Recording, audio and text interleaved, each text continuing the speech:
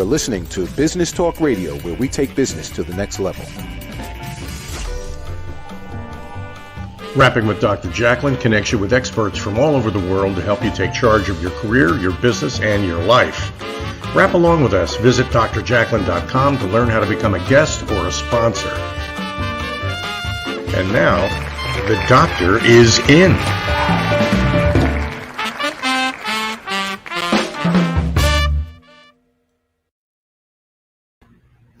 Hello, I'm so excited to be back today. It's our first show, and you are watching Rapping with Dr. Jacalyn presents 529 Club Creatives. I'm your host, executive producer, director, and broadcast engineer. And with me today, as always, is my co-host, Debra Wooten. Debra, welcome. Hi, darling. How are you? So good to see you.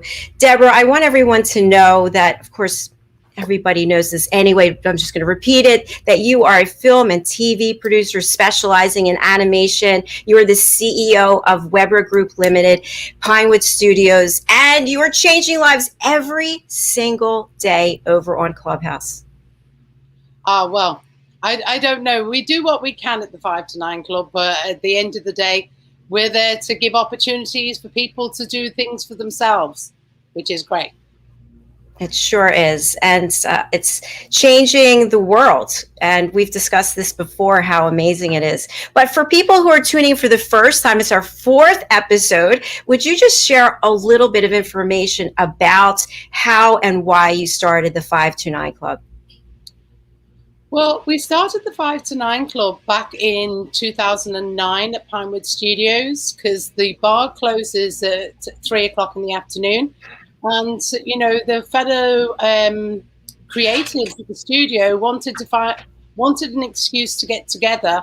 So we organized once a month for the bar to stay open from 5 p.m. to 9 p.m.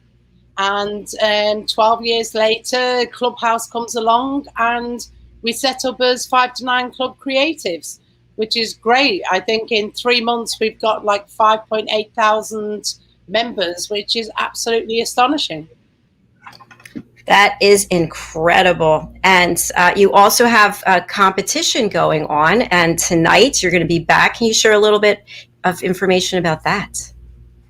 Well, tonight is the final chance for you to audition for the musical theatre contest. It starts at 8 p.m. UK, 3 p.m. on the East Coast and midday on the West Coast. We've got the who's who of Broadway and the West End. We've got Dame Arlene Phillips, Ryan Norton, Debra Barsha, Julie Garnier, Ian Mills, David Grant, of course, Michelle Blair.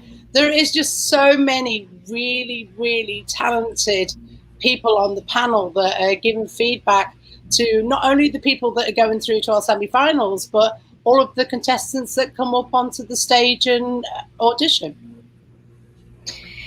I have to tell you that I've been in the room, and last week when they opened it up for the latter part for people to jump in, and I almost raised my hand. I was so close, and I thought, I have nothing prepared. I'm not a professional singer, so I changed my mind. So you're auditioning tonight then? You've had a week?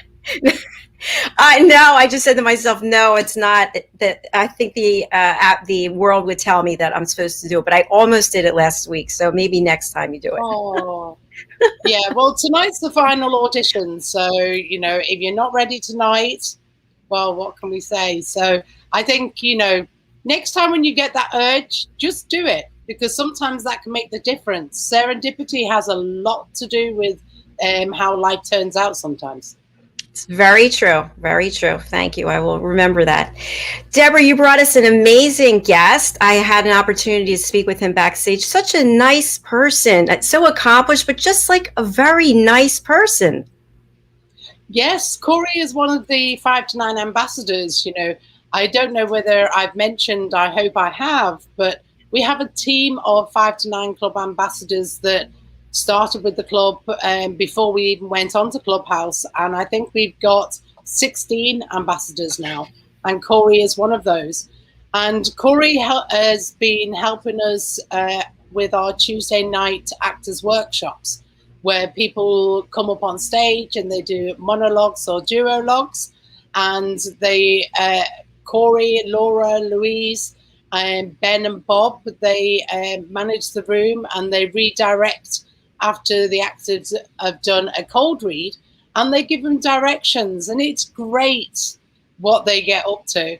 And of course, we are mainly UK based time zones, so we do that 7 till 9 p.m. in the UK. But Cory has quite a lot of people American side, our cousins, that wanted to join in the fun, but were too busy at work when we were doing it for the UK people. So as of from Monday, the 5th of July, Cory will be starting that 8 p.m. East Coast side. So he's a very talented writer, director, and actor. And anybody who's watching this that was listening on Tuesday, he played a very frightening character indeed. So yes, very talented is our Cory. So interesting. I want to ask you after we bring him out how you actually decide who's going to be an ambassador. So I think that would be interesting for maybe people who are interested in becoming one. So shall we bring him out? Sounds like a plan. All right. Welcome to the show, Cory Rowe. Nice to see you. Nice to see you. And Debra, thank you for the kind words. Like I'm trying not to blush over here, but yeah, it is worth every cent of that 50 cents you gave me, don't you think? Yes. But yeah, no, the 5 to 9 Creators Club is just absolutely amazing. I'm really glad to be a part of it.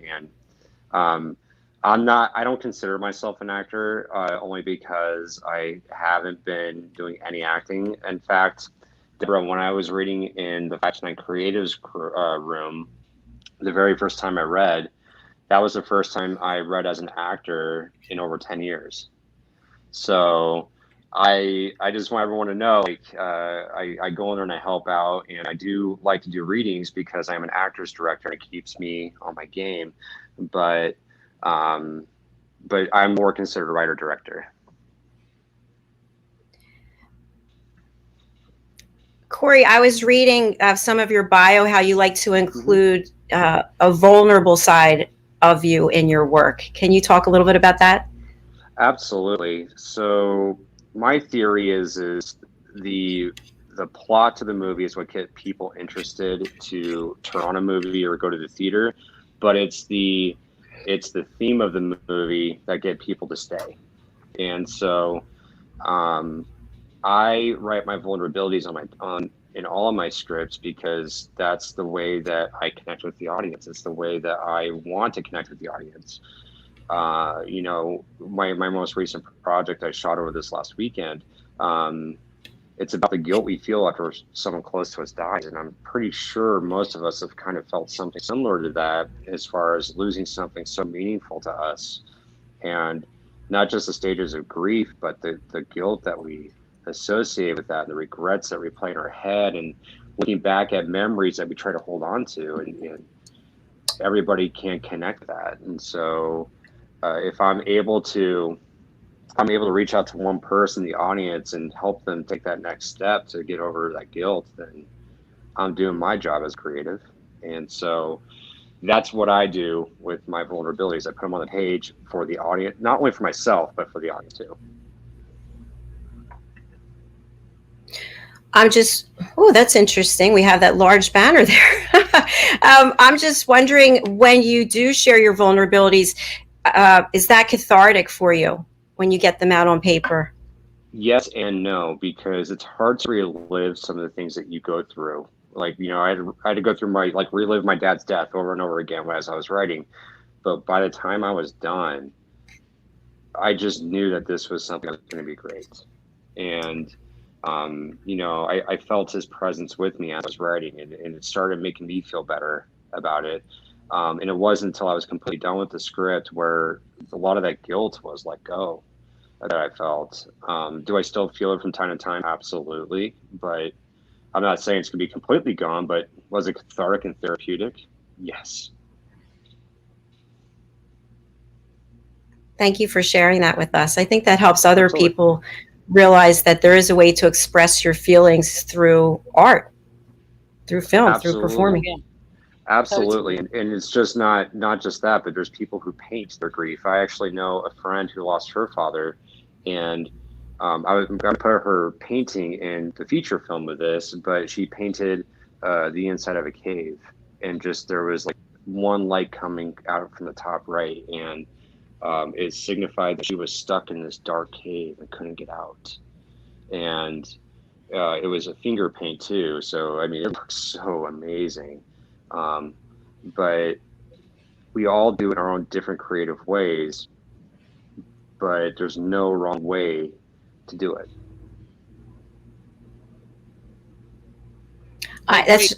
Sorry. I just was saying, I agree. Creativity comes in so many different shapes and forms, and that's what's so creative. You can be creative with being creative, can't you?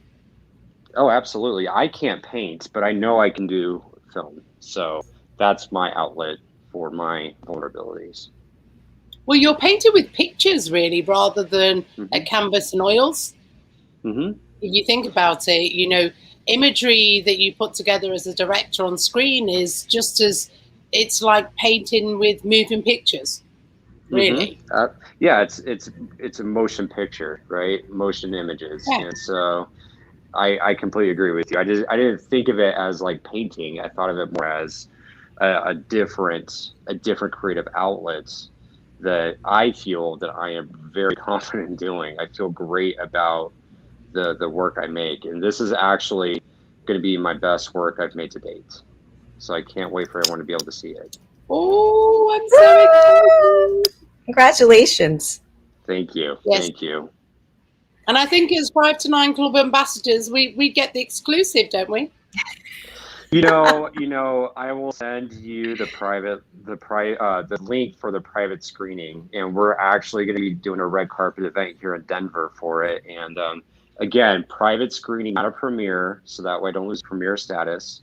But we're going to have Q&A with the cast and the crew, and then we will have a cocktail hour.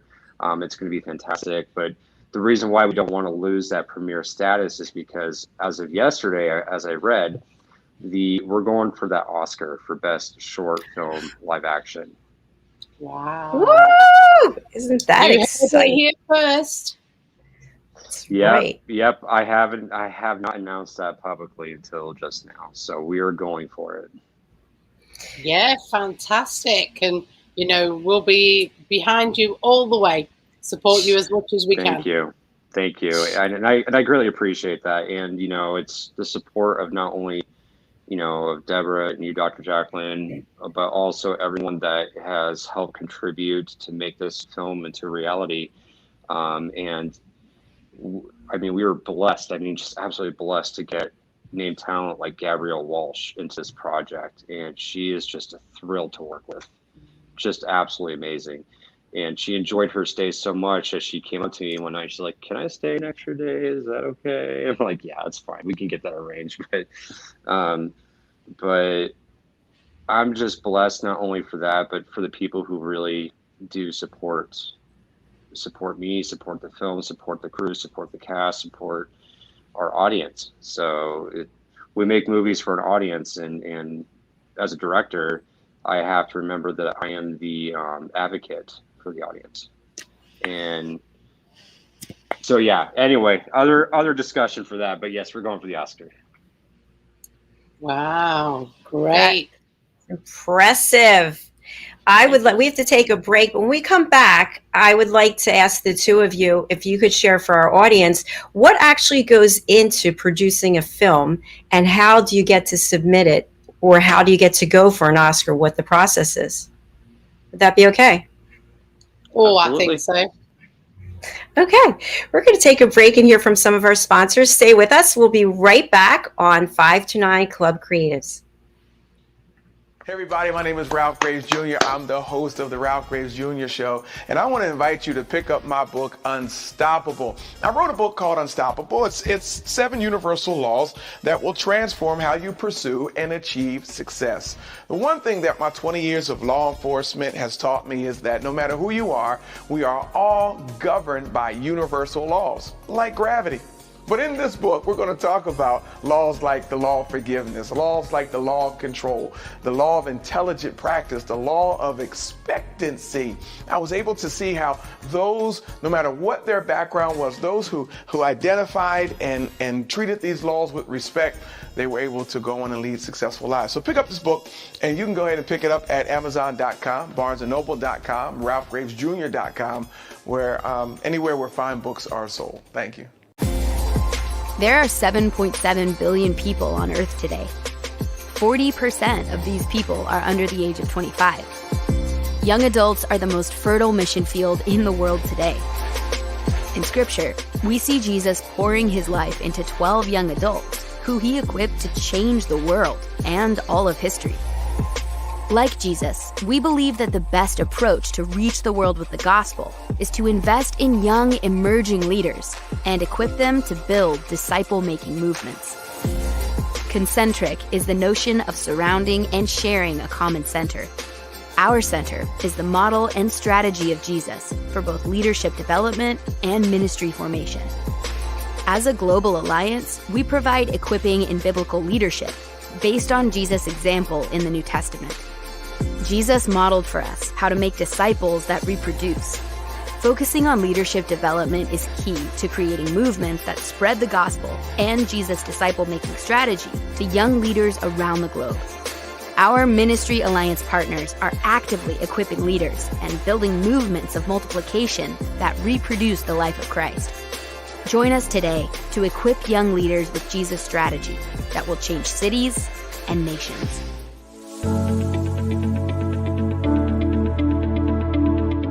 The session that we had with BCAT was really entertaining and enlightening. We were able to put together some very specific steps that we as individuals can take, and it was really fun to all come together and see sort of where we're going as a team and how we can all get there together. We had a tremendous experience with the BCAT partners. One of the challenges that we have as an organization is to make sure that we have the right people in the right chairs doing the right thing. To do that well, you have to have synergy. You can try to dream up ways to make sure that your group does that, or you can rely on experts. We would recommend BCAT partners to anybody who's looking to take their organization to the next level.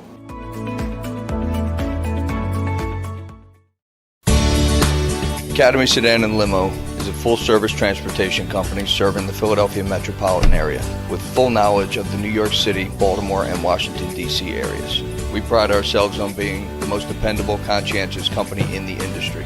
Our always on-time service and dependable pricing make us the company to call for any event or occasion. Our vehicles can accommodate any size party for any occasion. Our vehicles range from 4-door sedans to SUVs to minivans to limo buses to full-size tour buses and can accommodate groups of 2 to 100. We offer airport shuttle service or over-the-road service without limitation regarding mileage or time, and no drive is too long or too far. So if you find yourself in need of transportation of any type with any vehicle, give us a call at 610-842-4564 and let us show you what a real transportation company can do for you. Use code ACADEMY2020 to receive 20% off your first 3 rides, including parking and tolls.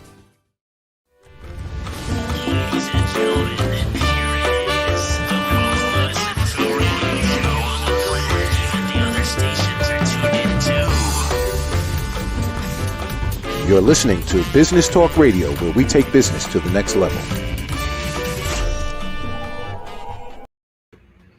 Hello and welcome back. You are still watching 529 Club Creatives with my co-host Webra, Debra, and our guest CORY ROWE. In the first segment, Debra gave us a lot of great information about what's going on over on Clubhouse, the 529 Club, how it was created and how Clubhouse has enabled that to extend to so many other people for wonderful opportunities to meet people like Debra, like CORY, and have their chance to make it in the world in whatever creative capacity they're looking for.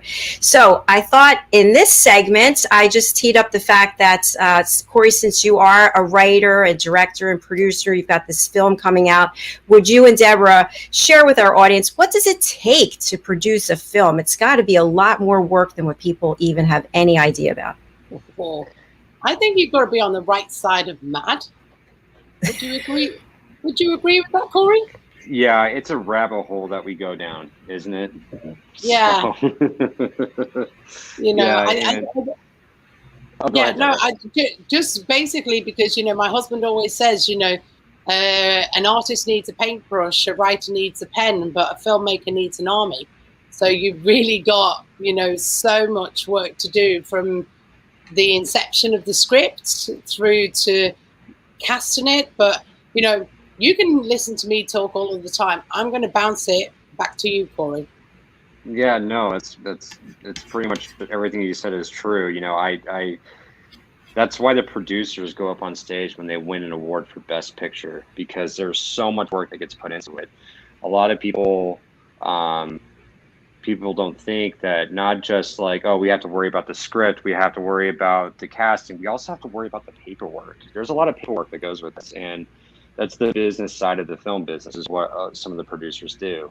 So example, you have to have insurance, completion bonds. You have to make sure you're filling out the correct forms with SAG. You have to make sure you're writing, filling out the correct forms with any other union, like, especially with like IATSE and Teamsters, and there's just so much that goes into it. And then trying to also help the director maintain their vision on budget, so if the director be like, oh, I want to do this where we put this camera on the car and we're going to drive, we're going underneath this bridge and it's going to look so beautiful. And it's like, well, how much is that equipment to do that? Is this, I know it can help tell the story, but is it really cost effective? Can this money go to somewhere else for a different shot you're trying to do, or to crafty, or to paying someone else, and so there's things to consider when you're producing. That's just my 2 cents on that. But I producing, you do have to be mad as far as how far in the rabbit hole you want to go. But the more thorough you are, the more organized you are, the better at producing you will be. So it sounds like you have to be a jack of all trades and a master of all trades. You have to know something about every department and then be able to bring a cohesive team together. Yes. Yes. What about the money part of it? In other words, if you only have a certain budget, as you were talking about, a producer wants to do something and you want to take it big, and you need more funding, how does that work? Well, you have to do that at the beginning. Sorry, CORY, over to you. No worries. I was gonna say that too. Like, you have to start as early as possible with that, because you also have to keep in mind with SAG, there are certain budget limits. And if you exceed that budget limit, you go to the next tier, which means everyone else gets paid more. So you have to be careful with that. And so if it's going to put it over budget, it's not going to happen. It's just, we have to figure out a different way of doing it. But that's where a good line producer comes in, who knows how to get the deals made for your budget, but also have it where you can have that contingency and be like, oh, we actually saved, $10,000 over here, so we can do this now for $5,000. And so it's just a lot of give and take, and it's a lot of compromise. Good word. I like that. Would you agree with that, Debra? Oh, completely. At the end of the day, it's a balancing act. You have the budget and you have what you want to achieve, and you've just got to try and make it work between those two lines. And, I've yet to see one come in under budget, maybe slightly above it, but, it's all about, making sure that every line is ticked. And, Corey gave an excellent solution for that. A good line producer, worth their weight in gold.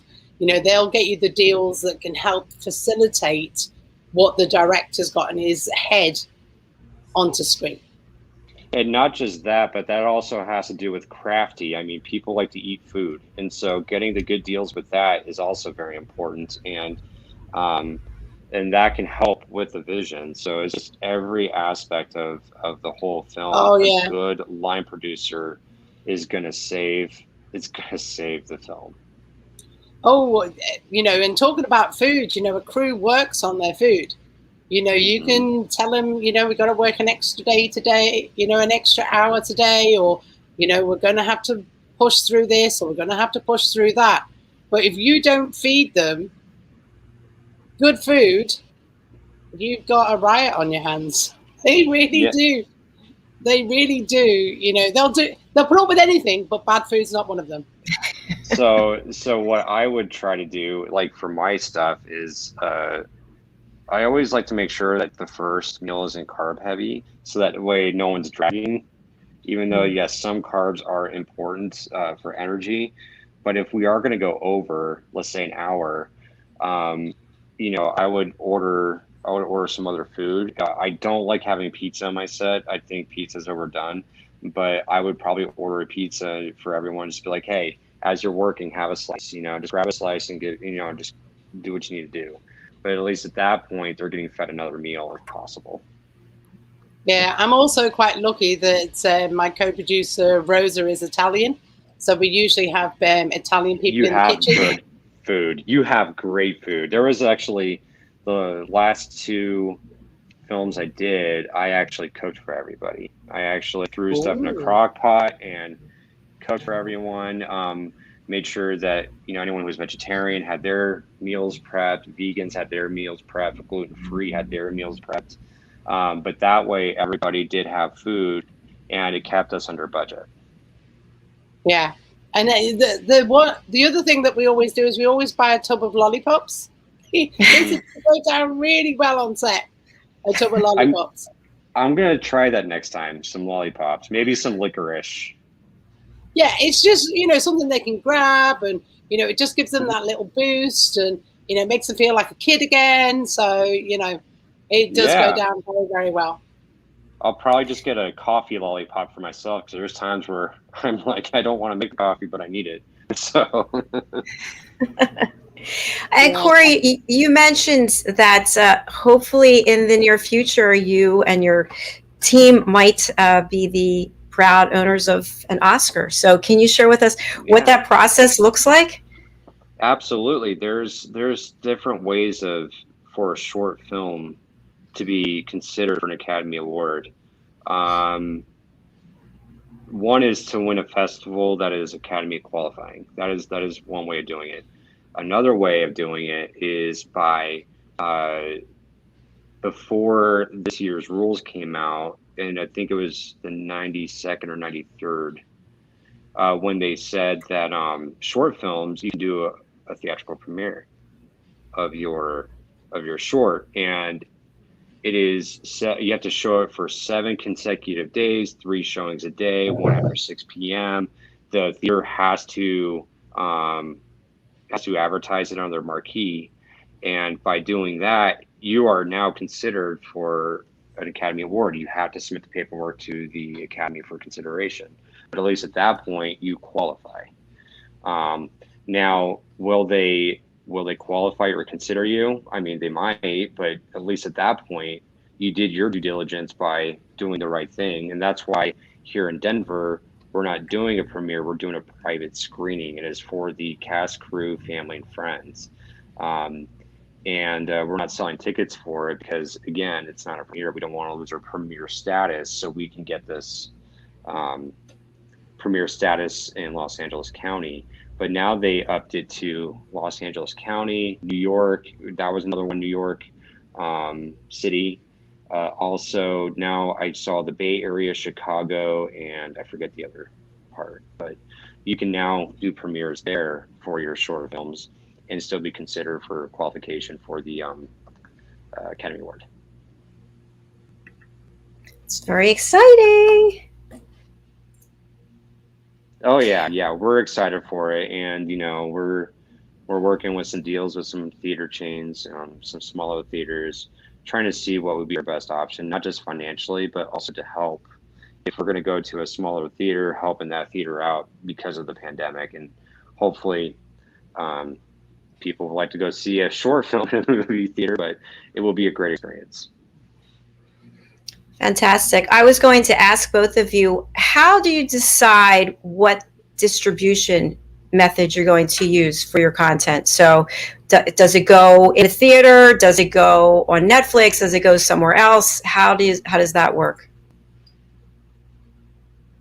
For me, you know, it all depends. I mean, a lot of people want to get on Netflix, but there's a lot of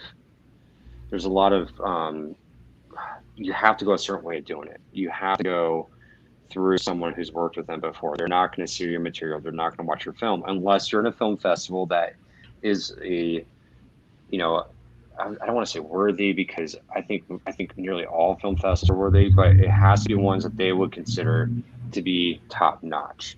And, you know, it's the, you know, Sundance, Cannes, you know, Tribeca, all them. And, but there are other, if you go to Film Freeway, you can actually search by film festivals that that show which ones are Academy Award qualifying. But those are the festivals, the top 100 are usually where Netflix or Hulu or Amazon go to, and that's where the purchases are made. And I would always recommend that if you're going to be going to a festival to sell, bring an entertainment attorney with you to help lock your deal right then and there. And that way you're not doing blindly and then having to send it to your entertainment attorney, wait for their response. No, they're there real time with you, hearing a deal and negotiating live, and then they can get the paperwork pretty quickly after that. But distribution factor, it all depends. I mean, for me, I just want an audience to watch my movie. For my investors, I want them to get their money back and then some. So it's just dependent on the genre, dependent who's in it, dependent on, you know, what was the budget of the film. And from there, I can determine, I talk to my team and be like, okay, if we go theatrical, we can't potentially look at this.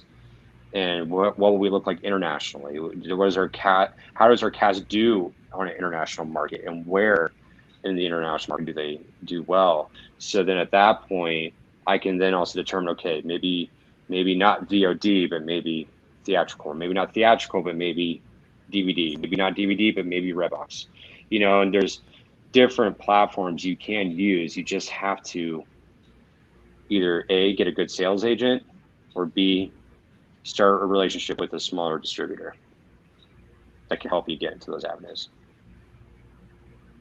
Yeah, I suppose, you know, the main sort of indie route is, you know, they'll make their film, they'll put it out to the festivals, and then you get the sales agents that will watch the films at the festivals and then approach the people with regards to setting up deals. I know for ourselves, for the documentary we have out at the moment, which we got a sales agent because we were nominated and won a few times on the festival circuit. And, you know, it's a case of, you know, one size doesn't fit all. You know, the best thing to do is, you know, be really know who your audience is, because it makes a big difference on which of the festivals you go to. There's no point in going to a festival that deals in horror if you're dealing in comedy. You know, go to the ones that fit the audience parameters of who you want to show it to. That's the first thing, you know. And Freeway is great because you can do a search and it allows you to do it. And then another good resource is Senando, which is what we all use when we go to Cannes. So, Senando and IMD Pro are two of the main things that you should be using as in your toolbox as a producer.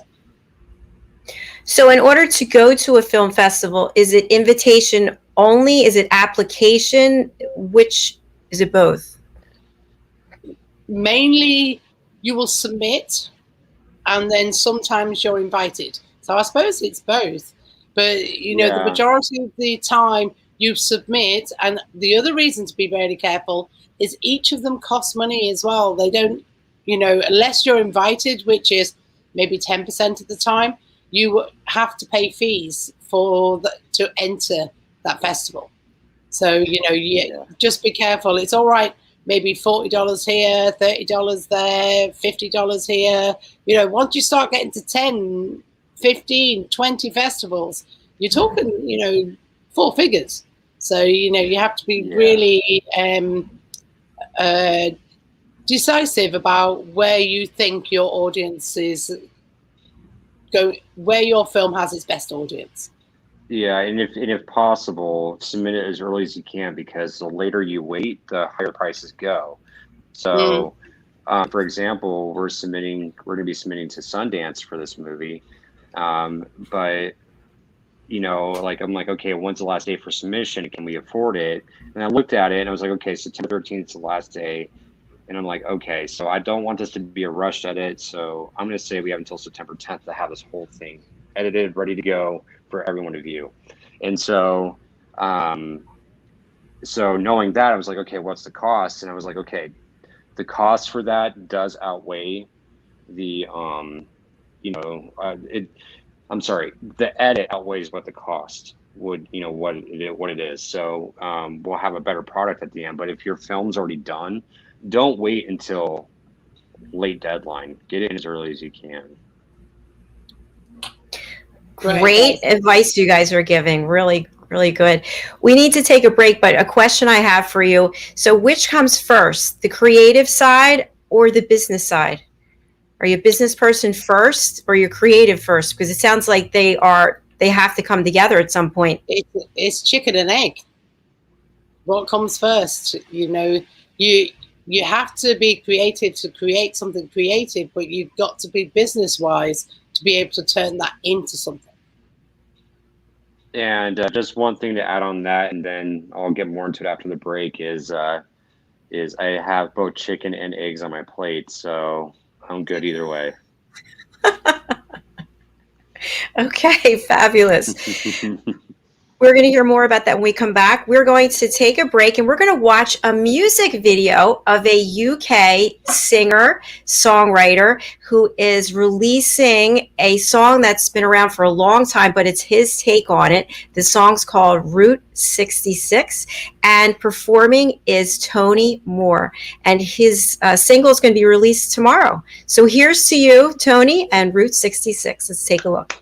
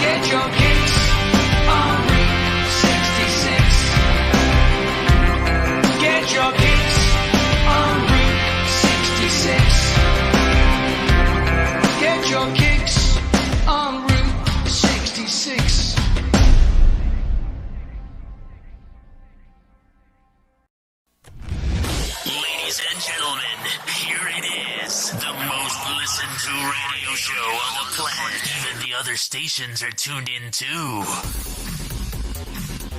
You're listening to Business Talk Radio, where we take business to the next level.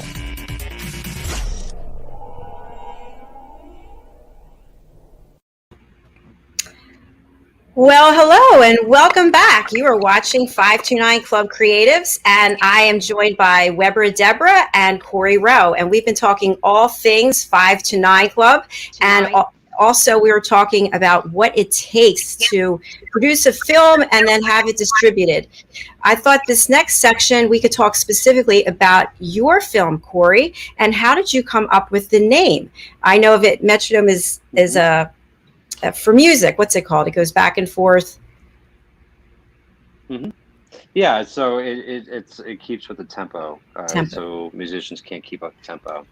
But for me, like I said earlier, the film is about the guilt I felt after my dad's death and just regrets that I had in my life. And the metronome represents that time always moves forward and never backward. And so being able to hear those ticks as it goes back and forth is just a reminder that time is still ticking forward. So we need to make the best of what we're able to with what we have. And it's okay to look into the past, but it's not okay to live in the past. So just remembering that, as I said, that time moves forward, never backward. I like it. Good explanation. So what would you like our audience to come away with after they watch your film? So, I'm pretty sure that everyone at some point has felt some type of loss, whether that be not necessarily just a person, but the loss of a pet, the loss of a job, the loss of a marriage, the loss of a relationship, the loss of something meaningful in your life, because to us that is death, right? And so when death occurs, we feel guilty. It doesn't matter what it is. We feel guilty for something. And hopefully someone in the audience can start taking that step forward to either get the help that they need or to be able to recognize it and say, okay, this is how I am feeling. Now I can make the proper steps to move forward. So it sounds like by seeing your film, it's a good way for people to identify and relate to their own life and what they're experiencing. Absolutely. And that's, to me, those are some of the best films, because you want to feel for the protagonist. In order to connect with the protagonist, you have to connect with them, right? You have to be able to get on a deeper level than just like, oh, that's cool. So the vulnerabilities is what matters, and seeing that vulnerability and hearing it in the inflections of the voice and in the music and the color and everything really helps an audience member to connect with the character. And so if the audience is not emotionally connected with the character, then they're bored. That's when they're checking their phone. That's when they want to know when the movie's over. That's when, like, oh, the trailers were better than this, So I don't want that for my films. I want it so where when like I said, using the plot to get somebody to go into the theater or to turn on Netflix or Hulu is the start. But having them sit through it and not turning it off or switching to something else has to do with the theme, that vulnerability of the message you're trying to tell. So my goal as a producer, as a director, is to ensure that I show those vulnerabilities and not just tell, but show. One of the things that I do is in my writing, but also as a director, I want to see how far I can go into the movie when we first see our protagonist. How many pages can I go without them saying a word of dialogue? That we can just see their actions, that we can see their feelings, and then just connect with them on a level where we don't have to hear them talk. And for our feature film that I'm doing of the same short, it's 5 pages.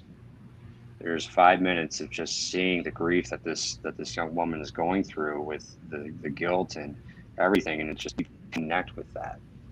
So that's just how I do things a little differently, is how far can I go without them saying a word? There's the challenge. I have a question for both of you as we come up to the, believe it or not, our show's almost over. It's gone by so fast. But a question I have for both of you, I think we're seeing this more and more. And Corey, you were just referring to this, where you'll have one person who is the main star of the film or TV series, and now they're also producing or they're also directing. So they're acting and doing something else in the same project. How does that work? It sounds overwhelming to me. Sorry, Corey, did you want to take it? Yeah, I could say something with this. I mean, I am not confident enough in my ability to be able to do acting and directing. And I like being behind the camera, but I mean, if you're doing both, it's more prone to continuity issues, in my opinion. I'm not saying it's wrong to do that. Me personally, I feel that if I were to direct and act in it, then I'm missing out on some continuity, and I really have to rely on my assistant director a lot more, and my script supervisor a lot more, the producer a lot more, because now I'm wearing two hats at the same time when I should just be concentrating on one. And I have ADHD anyways, so I mean, I need to concentrate on one job at a time and not multiple. But if someone's capable of doing it and really making a good movie and really telling an engaging story, there's no problem with it, in my opinion, as far as that goes. But I know I can't do it for myself. So possibly to somebody who's starting out, maybe think about doing one thing. Debra, what are your thoughts? Well, I would say it would be a lot easier to be a producer and an actor, but if you can, the more hats you're wearing, the more your attention is distracted. So if you're an actor and you can concentrate on acting, or producing, you can concentrate on producing, or director, you concentrate on directing. But, someone like Clint Eastwood is a perfect example of someone who's able to wear all three hats and still come out with good films. So, but then, that guy's been around the industry more years than I've been alive. So, he should be good at it by now. But, I think Corey's right. If you're concentrating as an actor, you may miss some of those continuity issues. And, having people in your team that can help you with that is important. But, as I said, me personally, I like to get people to pick a lane and be in that lane rather than, trying to wear too many hats at the same time. Great answer. Yeah, makes a lot of sense. You have to have a certain amount of experience before you can take on something else, right? Be really good at one thing. I suppose it's like juggling. If you're going to juggle, start with one ball. Right. Then add another ball, and then add another ball. Get competent with each ball at a time before you start moving and adding balls into the mix. And all right, there's something to add on to that real quick. Just one last thing with that is there's a lot of people who are afraid to let go of their story and afraid that if they don't direct or if they don't act, it's not going to be. You're not going to give the film its justice. But you have to trust that other people can't get it done, because if you are holding back because you feel like it's not going to be told correctly without you directing or without you starring in it or without you producing it, then you need to kill something off in your story because you're just holding on to it too closely. Yeah. Holding on too tight. Really good. You don't want to suffocate it, do you? Smother it. Yeah. Yeah. Yeah. Mm-hmm. Well, Corey, thank you so much for being here today. 2 questions as we leave our show today. So who should reach out to you and how? Because Debra and I talked last week. We don't just want everyone coming, anybody who comes on the show getting barraged with all kinds of Instagram DMs and this and that. So who should reach out to you and for what reason? If you are having troubles or struggling with following your dreams, you need some motivation, please reach out. I don't mind. if I can get to your DMs, I will. Don't get me wrong. I try to get back to everyone as much as possible. But if you are someone who wants to be a cinematographer, you just don't know what to do, reach out. If you need a prayer, reach out. I don't mind. If you're in the film industry and you're just, you just want to talk film, reach out. I am busy, but I'm not too busy to where I can't help people. Like I said to Dr. Jacalyn and Debra earlier in the show, or before the show started, was if I have the capability of helping someone achieve their dreams, then it becomes a responsibility. And so does that mean I'm going to hold your hand the whole process or send you to agents I know? No, you have to do the work too. But if you are needing some motivation, if you just want to talk, reach out. I'm more than happy to talk to anyone film. Thank you, Corey. That's so nice of you. We do have a comment, actually. Hello. Hi from Twitch, Formal Foundation. I don't remember seeing you before, so thank you for watching our program. Corey, my last question is, how can we be apprised of where the film's going to be, how we can see the film? How can we stay on top of that?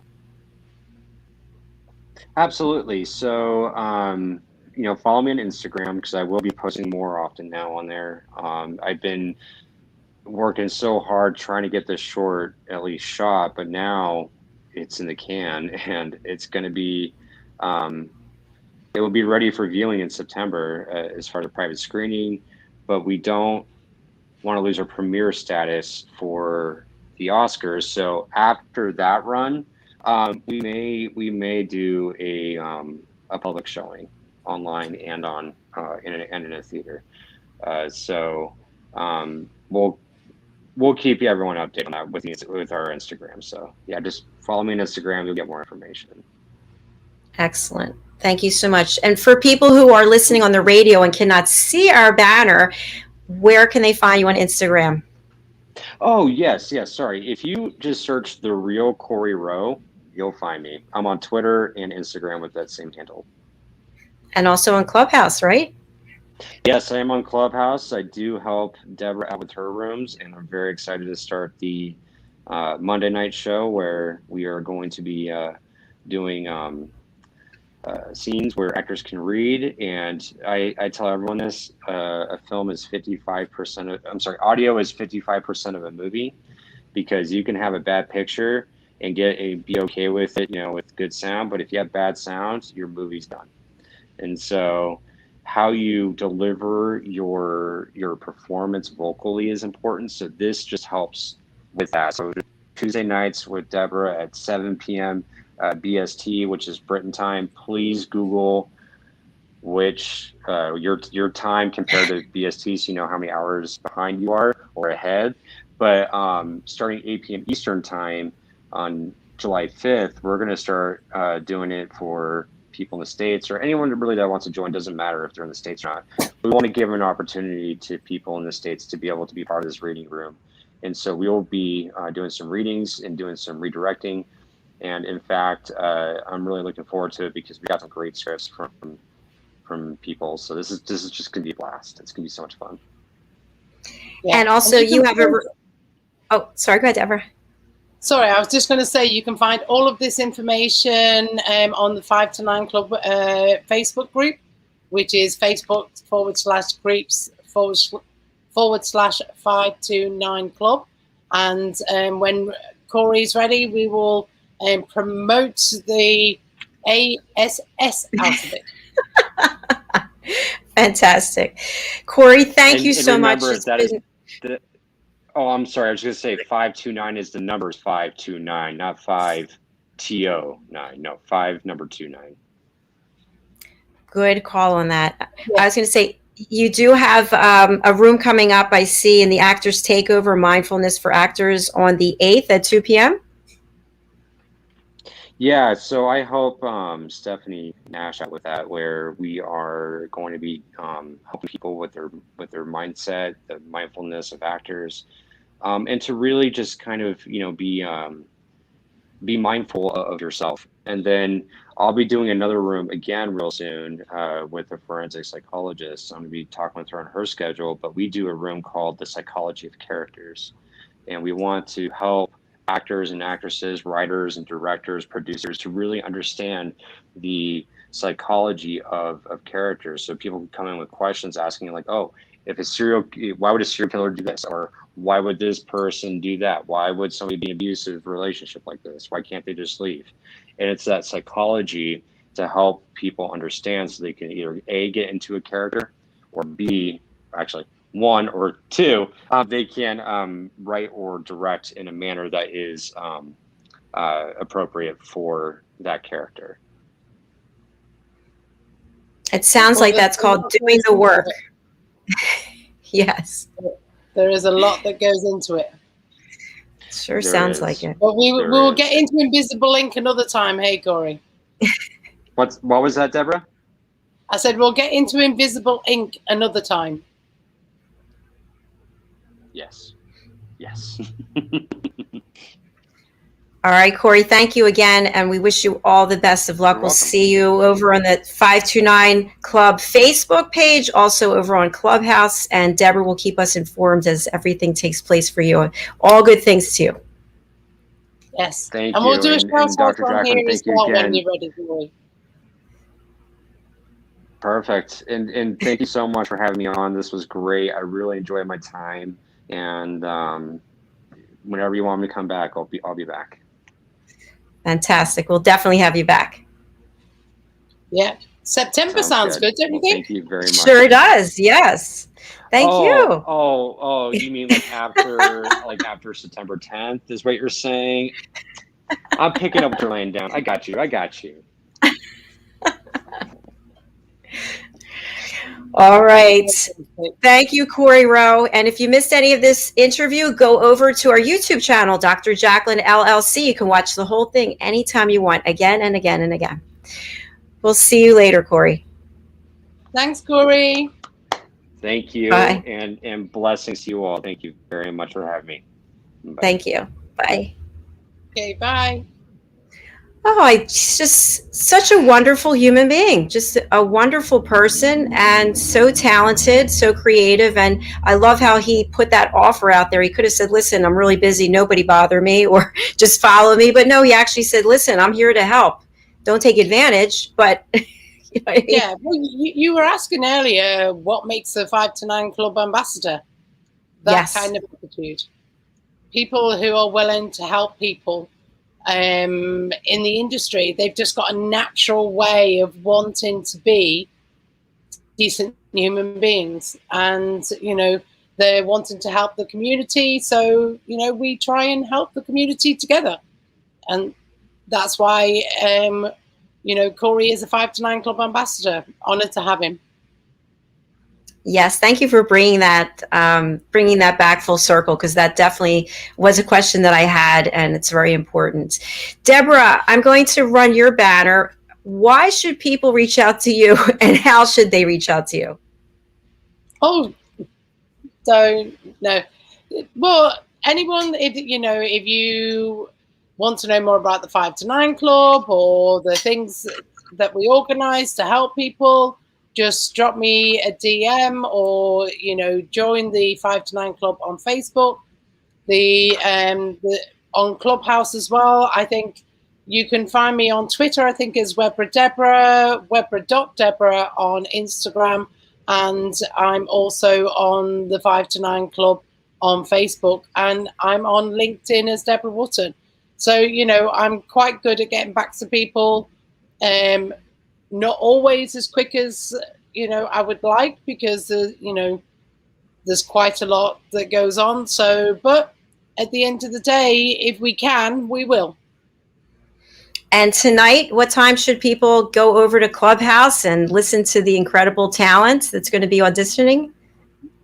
Well, the show starts at 8 p.m. UK time, which is 3 p.m. on the East Coast and at midday on the West Coast. And for Paul Madeline that joins us from Melbourne in Australia, it will be 5 a.m. And it's 10 p.m. your time, is that right? You're 2 hours from Yes, I'm in Greece, so my time zone's even further. So it's 10 p.m. in the evening. The show starts for me. I was thinking about that today as I was getting ready. I was like, Deborah's doing a show starting at 10 o'clock at night. That's pretty unbelievable with all the energy. Yeah. Well, I suppose one good thing is I'm actually backstage for the show. So, it's a case of running rounds. I don't have to be all smiley like I do for this show. But you have to be now because you've got to be ready for the clapping, I do all the production stuff. Yeah. So I think the one thing I forgot once or twice is forgetting to unmute myself before I play the reset the room jingle, which everyone just laughs at me. But what can I say? It happens. We all have our blooper reel, right? I know I sure do. I've had a lot of bloopers. You just have to keep going. Exactly. Well, I know you have a ton of things on your plate today, so I will let you go. Thank you so much for being here. Thank you. And thank you for bringing Corey. You're welcome, darling. And it's been a pleasure to be here as always. All right. I look forward to seeing you next week, and I'll be in the room today. Thank you. And vote for the ones that you want to go through to the semis. I know I will be, for sure. Okay, all right. Maybe next time we'll get you up on stage too. Maybe. We'll see. All right. Thanks. Bye-bye. Bye. Bye. Hi, everyone. That was such a great show. We just are so blessed to have Debra here and Corey. They just gave so much information for anybody who is interested in a career in film or someone who's just a fan of the film industry, as I am. It's just fascinating. I know just with what I'm doing here that the production piece is huge. There's so many little details, little things that it's not just putting on some red lipstick and a dress and showing up. It's like days of work that goes into it. So I have the utmost appreciation and respect for both Debra and Corey and everybody who is in the film and television industry. So coming up, what do we have? We have 3 shows left for today. In 1/2 hour, we have A Better You. Lessons from the best coaches, consultants, and trusted advisors. This is not an interview platform. This is a presentation platform. So if you are an expert in your industry and you would like to come on and present a 15-minute lesson, this is the place to do it. So I've hand-selected a team of experts from around the world, and we have 6 shows every week. And my team members present, people from the public present, and it's just it started in February and it just keeps growing and growing. And we're taking the lessons, editing them down. Our content creators are putting together a 5-question quiz, and we're developing playlists that will be made available to the public so that content creators can earn passive income and people can come to the platform. And you might be thinking, oh, there's other platforms out there. There sure are, but they don't have a television show, number one. And number two, we have tons of gamification over on the platform. So while you're there, you can purchase a lesson, you can take the quiz, you can get a certificate for passing, and then you can play a bunch of games while you're there too. And finally, we are designing an in-person event in October of 2022. It's in Orlando, and we are going to limit it to 1,000 people, coaches, consultants, trusted advisors, people in human resources, and anyone who is in the industries that supply to these people. So it could be you're in one of those categories, or maybe you're somebody who wants to learn. Maybe you're a keynote speaker. Maybe you're somebody who wants to run a breakout session. Maybe you have a film that you're coming out with. Maybe you're an author. You want to introduce your books. So stay tuned for that. That's coming out in August. And then finally, we have It's All About Dating, and that's at 4 p.m. today, Eastern Time, which is 9 p.m. British Summer Time, and we wrap everything up an hour later with another A Better You, lessons from the best coaches, consultants, and trusted advisors. Ben Shai, who's on my team, he's presenting twice today, and he presented twice yesterday, so he's going to get the award for most number of presentations in a week. So thank you again for being here. We will see you again in less than a half hour. Bye. For nearly 2,000 severely injured veterans, everyday life has become filled with barriers. Day-to-day simple tasks can become pretty daunting. I have to carry my chair up 2 flights of steps or have somebody do it for me. What scares me the most is just the falling. When I'm struggling with my house, I think, to have that one great barrier just knocked down, I mean, it's crucial. Home for Our Troops is a wonderful nonprofit that builds a mortgage-free, fully adaptive, handicap-accessible house. And there's no catch. It'll be our very first home that we've ever owned. This is a game changer. This is where your life begins again. We need you to join us in completing this important mission. Please visit hfotusa.org and help build homes and rebuild lives. Because of you, everything's going to be okay.